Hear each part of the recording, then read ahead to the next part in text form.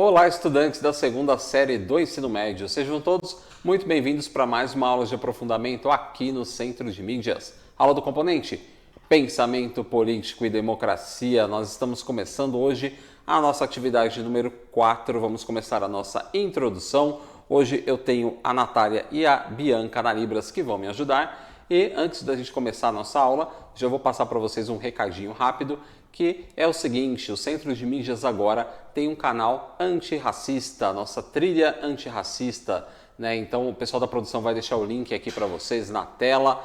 E esse canal é muito legal, pois nós temos várias aulas que debatem justamente esse tema, tá? Então nós falamos sobre a educação antirracista, que é um dos temas mais difundidos, um dos temas mais importantes também para serem debatidos nos dias atuais. Então, clica lá no link, segue o canal e assistam às aulas que debatem aí justamente o tema da trilha antirracista, beleza? Então agora, para a gente começar a nossa atividade número 4, eu vou passar as habilidades e as orientações para vocês e depois a gente volta, beleza? Vamos lá para as nossas habilidades na nossa tela, bora lá! Bem, antes de começar, né, então nós estamos aqui no componente Pensamento Político e Democracia, lembrando que nós não estamos isolados, nós temos outros componentes junto conosco. E falando das nossas habilidades, habilidade número 1, que é identificar, analisar e comparar diferentes fontes e narrativas expressas em diferentes linguagens, com vistas à compreensão de ideias filosóficas, de processos e eventos históricos, geográficos, políticos, econômicos, sociais, ambientais e culturais. Depois nós temos analisar, identificar e discutir circunstâncias históricas, geográficas, políticas, econômicas, sociais, entre outras, avaliando criticamente seu significado histórico e comparando-as a outras narrativas, agentes ou discursos, tudo bem? Depois nós temos reconhecer produtos ou processos criativos por meio de fruição, vivências e reflexão crítica sobre temas aí, né, de natureza histórica, social, filosófica, política, entre outras. E, por fim, nós temos selecionar e mobilizar intencionalmente conhecimentos e recursos das ciências humanas e sociais aplicadas para propor aí ideias e soluções, né, para problemas de natureza social, filosófica, política, de natureza regional, nacional ou global, sempre buscando o respeito às diferenças, a escuta e a empatia. Tudo isso com muita responsabilidade. Tudo bem? E os objetos de conhecimento são os tópicos que a gente vai trabalhando ao longo das nossas aulas e a estratégia principal é a sala de aula invertida, onde o estudante é o protagonista. Então, antes da gente começar a nossa aula de hoje, as orientações são bem simples, tá, pessoal? Hoje a gente vai fazer uma retomada de alguns tópicos que a gente já trabalhou anteriormente, que vão ser importantes para o trabalho da atividade 4, onde os estudantes, né, no caso vocês, vão estudar e vão pesquisar a respeito do samba e do carnaval na política. Como é que o samba e o carnaval, a origem do samba, a origem do carnaval estão relacionados aí com a política, beleza? Então, para a gente entender, principalmente agora, né, a questão do carnaval, né, o carnaval na história, a gente vai ter que voltar um pouco no tempo e vamos retomar alguns tópicos que a gente já trabalhou anteriormente sobre o período moderno e depois, sim, aí a gente vai entrar no tópico do carnaval e do samba. Tudo bem? Então vamos lá para a nossa telinha. O objetivo principal da aula de hoje. Na aula de hoje, nós vamos recapitular a transição do período medieval para o período moderno, com destaque para as transformações culturais que moldam esse período. E esse conteúdo já foi abordado na atividade 2 e 3, mas será importante para o entendimento da atividade 4. Então, para a gente entender como é que surgiu o carnaval, primeiro a gente precisa entender como é que era a política, principalmente na Idade Média e no período moderno. Mas a gente precisa lembrar o seguinte, que o carnaval ele tem uma origem mais antiga, tá? Então, ele surge nas festas da antiguidade, que a gente vai falar um pouquinho mais para frente, tudo bem? Então, são festas de colheita para deuses, festas relacionadas aí à produção de alimentos, tudo bem? E nessas festas da antiguidade, a gente vai avançando, vai chegando no período medieval, período moderno e período contemporâneo. Então, cada época, né, que vai se passando, nós temos modificações nesse tipo de festa, beleza? Então hoje vamos retomar um pouquinho aí dos tópicos a respeito da Idade Média e do período moderno, para depois a gente entender aí esse conceito da política no Carnaval. Vamos avançar agora na nossa tela. Então, na atividade 4, nós vamos entender um pouquinho da cultura popular na Idade Média e no Renascimento, que é o período moderno, né, do Renascimento. Depois nós vamos falar um pouquinho sobre o Carnaval e a política. E depois o samba e o Carnaval como forma de subversão da ordem social. Por que subversão da ordem social? Porque aqui no Brasil, principalmente, né, o samba ele era proibido, não era visto com bons olhos por parte da sociedade, das elites brasileiras. Então a gente vai entender isso mais para frente. Vamos agora para o período medieval. Então bora lá na nossa tela, fazendo um resumão aí do período medieval, de forma bem simplificada, tá, pessoal?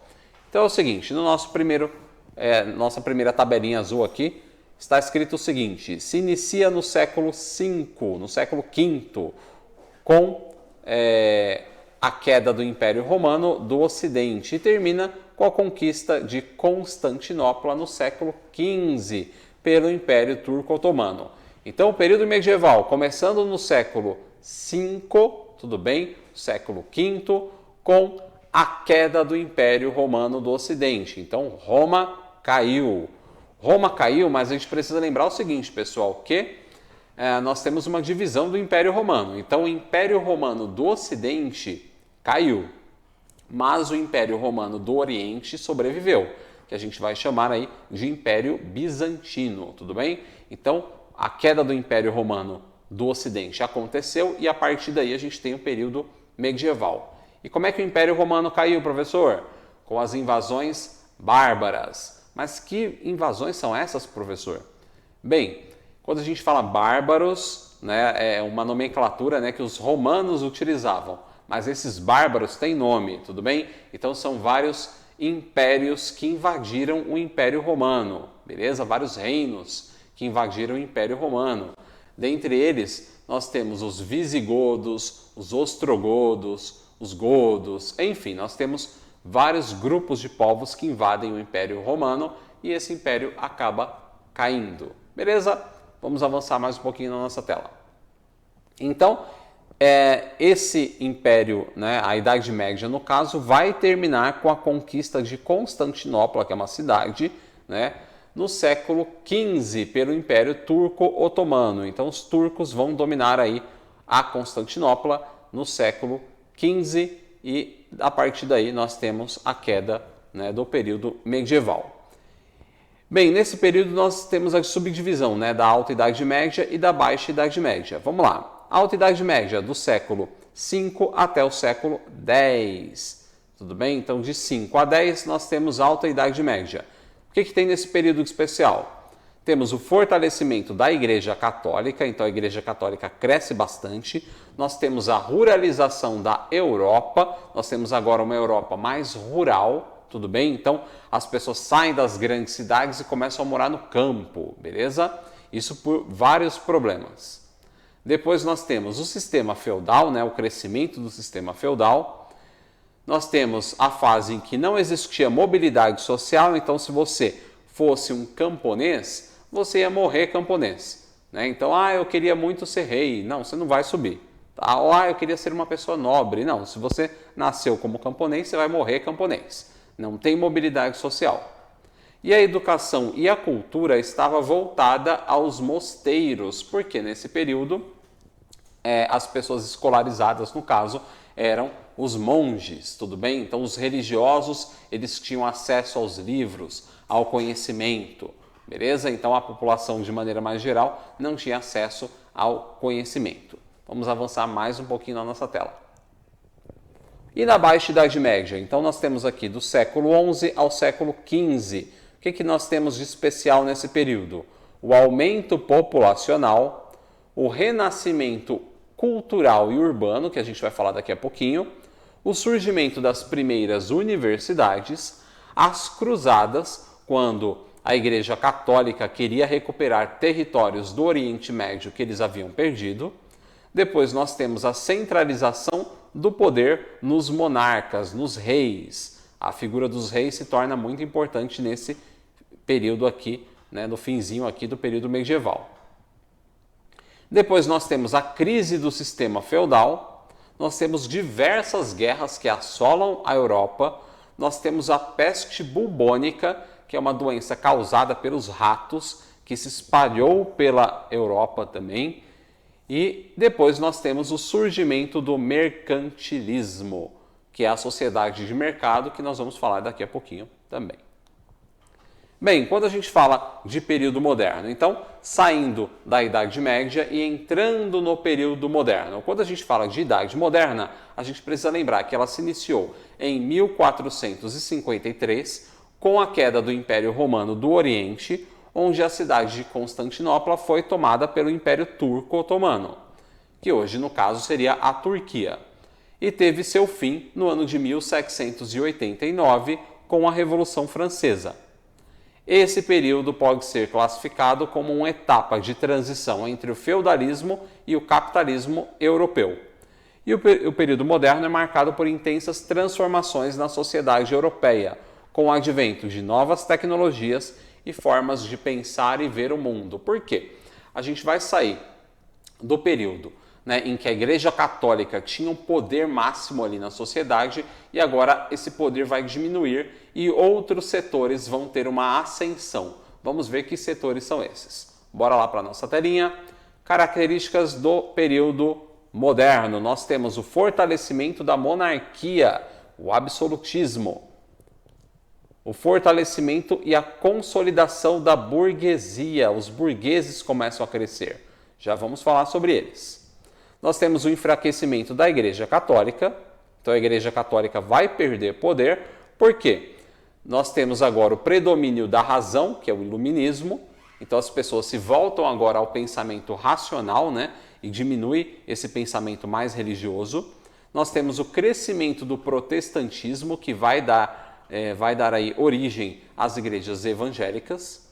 Nós temos o mercantilismo, uma sociedade agora que se volta à ideia de mercado, de venda e produção de mercadorias. Nós temos as grandes navegações, onde produtos são vendidos, né, exportados e importados através dos navios. E nós temos o humanismo e o renascimento, que é uma nova forma de pensar e ver o mundo. E falando a respeito do absolutismo, quando nós falamos sobre absolutismo, nós temos que lembrar o seguinte, que o monarca, o rei, ele vai ter o poder absoluto de decisão independente de outros órgãos governamentais. Então o rei está acima de todos os outros setores. O líder máximo desse período, que vai representar o absolutismo, é o Luís XIV, considerado o Rei Sol. Luís XIV, considerado o Rei Sol, foi o representante inicial desse período. Seu governo foi marcado por diversas extravagâncias, como a criação do Palácio de Versalhes, que é, aí, no caso, um dos maiores palácios do mundo. E sob seu governo, Luís XIV proferiu a seguinte frase: o Estado sou eu. Estado com E maiúsculo é forma de governo. Então, o Estado com E maiúsculo, que Estado a gente está falando, professor? O Estado com E maiúsculo, que é forma de governo. E essa pintura aqui do Luís XIV, ela é cheia de detalhes e segredos que nós falamos lá na atividade 3. Se você quiser mais informações a respeito dela, você pode ver a atividade número 3. Nessa época nós também temos o direito divino dos reis, porque os reis são praticamente figuras religiosas no sentido de praticamente serem deuses, tá? Por quê? Nessa época surge a teoria do direito divino dos reis, que é uma doutrina política e religiosa segundo o qual o poder dos reis tem como fundamento a vontade de Deus. Então, o rei está no poder porque Deus assim o permite. Então, a vontade do rei vai ser a vontade divina, beleza? Então, isso é uma característica desse absolutismo que aconteceu na Europa.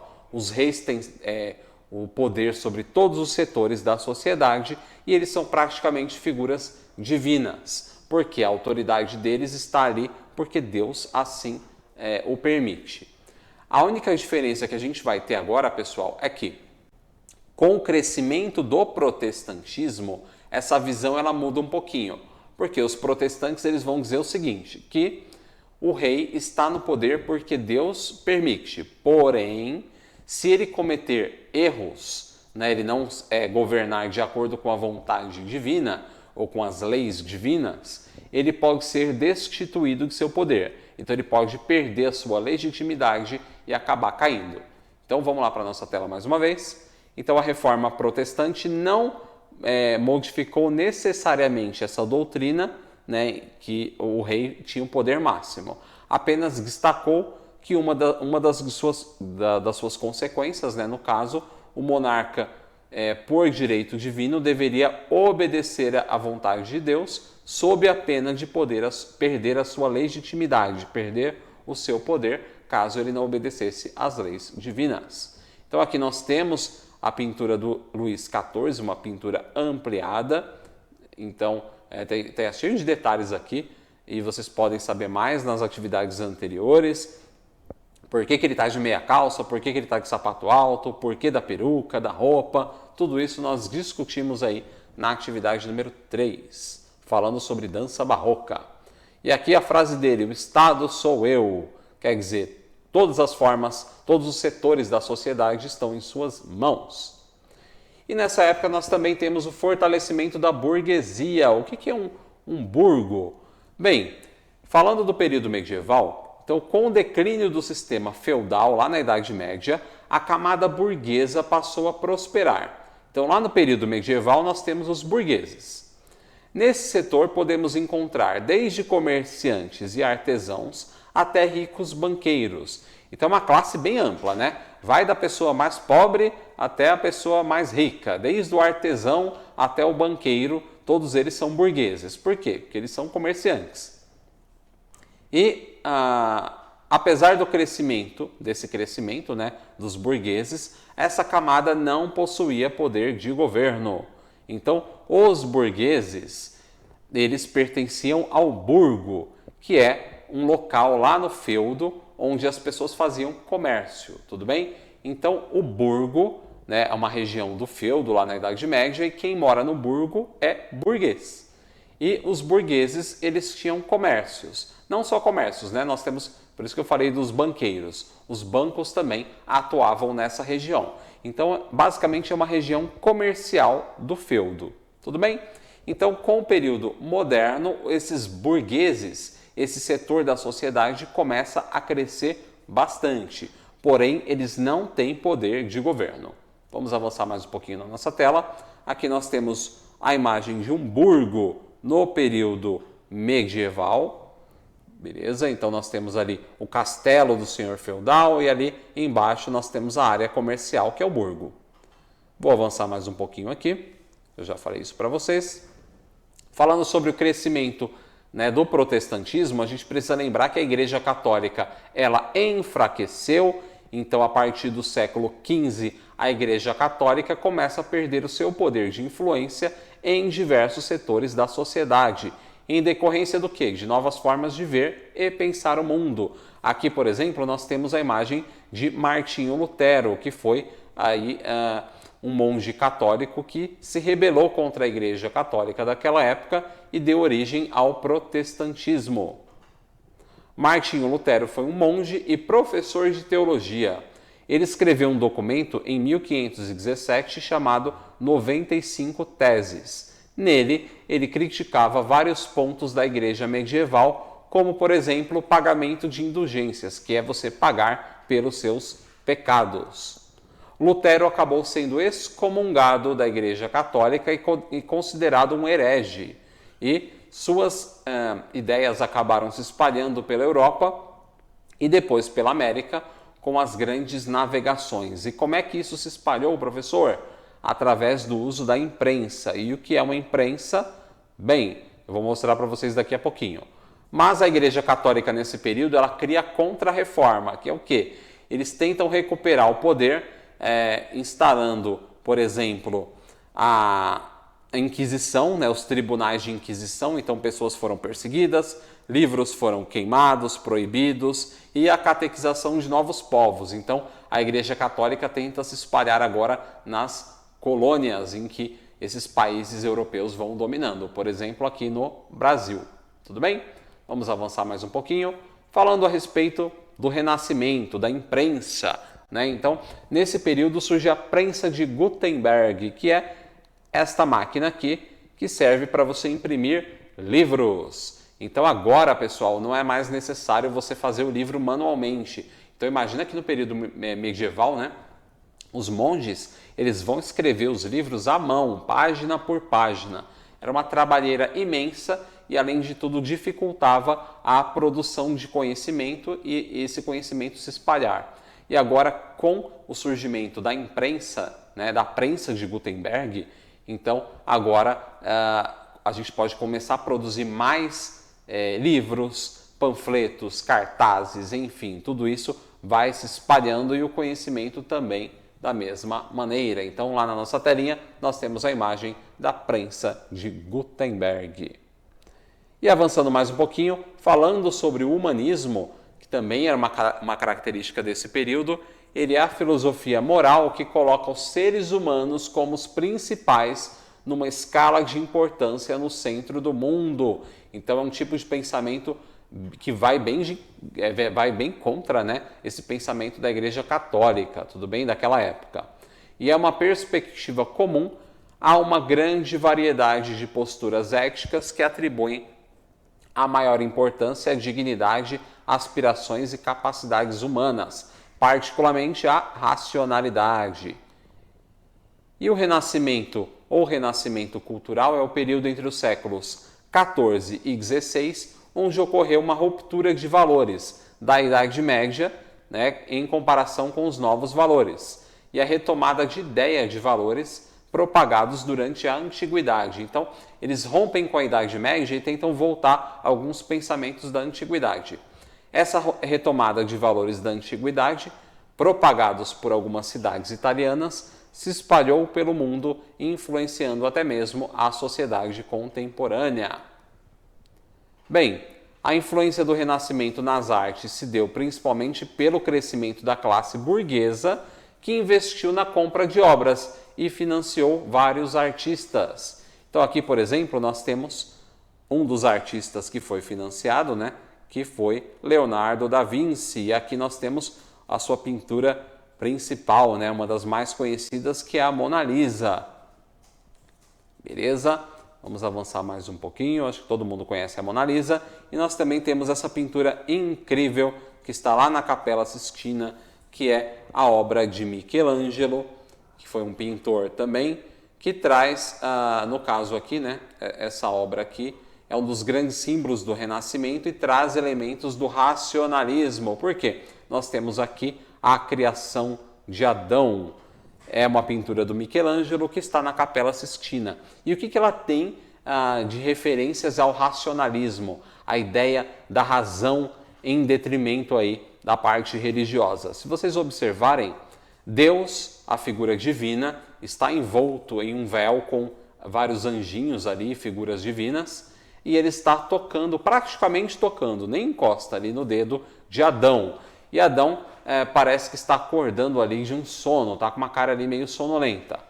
Se vocês observarem essa imagem, e vocês observarem o véu que está ali em volta da figura divina, ele tem ali o formato de um cérebro humano, pessoal. Então isso aqui é um código, tudo bem? Que Michelangelo deixou ali na capela.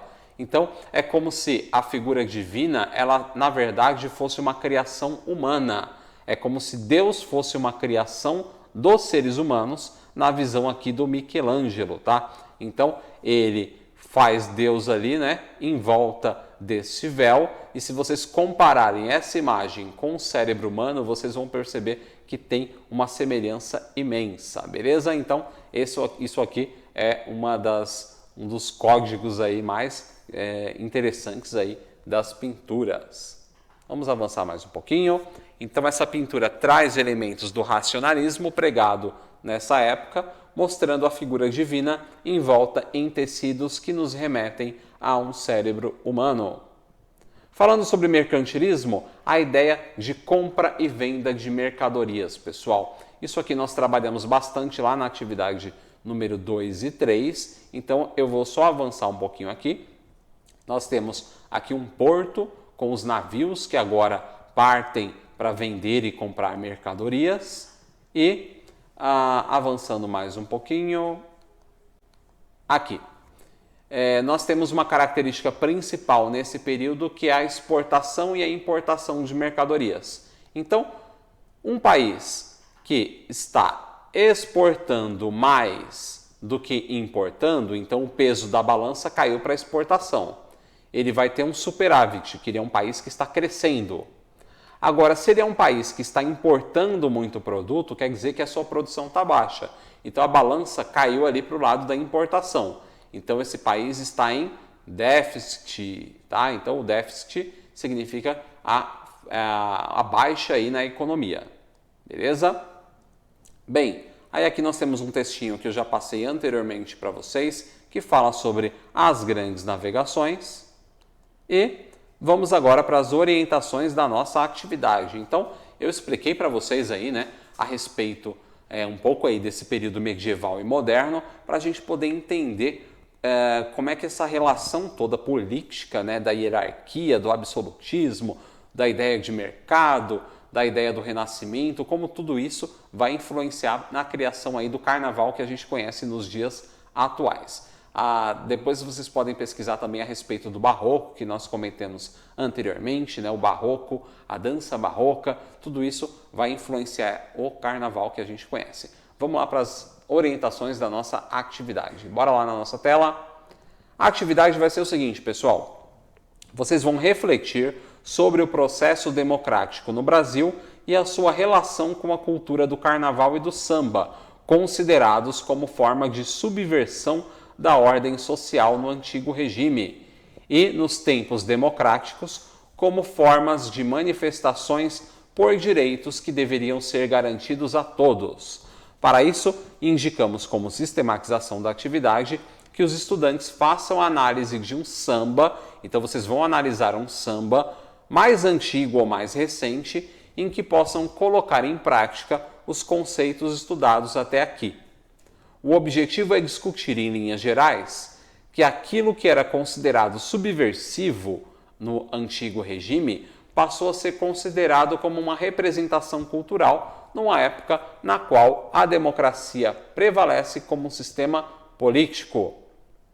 Então, para a resolução dessa atividade, vocês podem se reunir em grupos e fazer uma pesquisa sobre a origem do carnaval e do samba no Brasil e como eles se relacionam com a democracia. Será que samba e carnaval têm a ver com democracia? Se vocês procurarem letras de samba, por exemplo, vocês vão encontrar várias críticas sociais, críticas políticas, vocês vão entender melhor essas relações. E o carnaval também trabalha justamente com essa subversão de valores que a gente vai entender melhor nas próximas aulas. Beleza? Então, bora lá para o nosso último tópico, que é o seguinte. Para sistematizar, então, essa atividade, vocês podem, para fazer uma apresentação, montar um site, um blog, no qual vocês podem publicar essas análises que vocês fizeram, e há diversas formas aí, plataformas gratuitas e disponíveis na internet para vocês criarem sites, blogs, tudo bem? Vocês podem também promover um seminário onde vocês vão apresentar para a turma as análises que vocês fizeram, as letras de samba, podem colocar aí, colocar o samba para tocar também, é bem legal. Eles também podem, vocês podem no caso, né, fazer cartazes ou apresentações digitais utilizando aí ferramentas gratuitas. Então, há uma série de formas aí de vocês pesquisarem e criarem aí os conteúdos de vocês. Lembrando aí que essas pesquisas, né, podem ser adaptadas da maneira que vocês acham mais interessantes. Então, vocês podem procurar sambas mais antigos, sambas mais atuais, pesquisar um pouco mais sobre o carnaval na Idade Média, fazer essa transição para os dias atuais, beleza? Então, basicamente é isso por hoje. Na próxima aula a gente avança um pouco mais sobre esse conteúdo. Não deixe de avaliar o nosso conteúdo, comenta aí o que vocês estão achando e a gente se vê na próxima aula. Um abração, se cuidem e até mais. Tchau, tchau!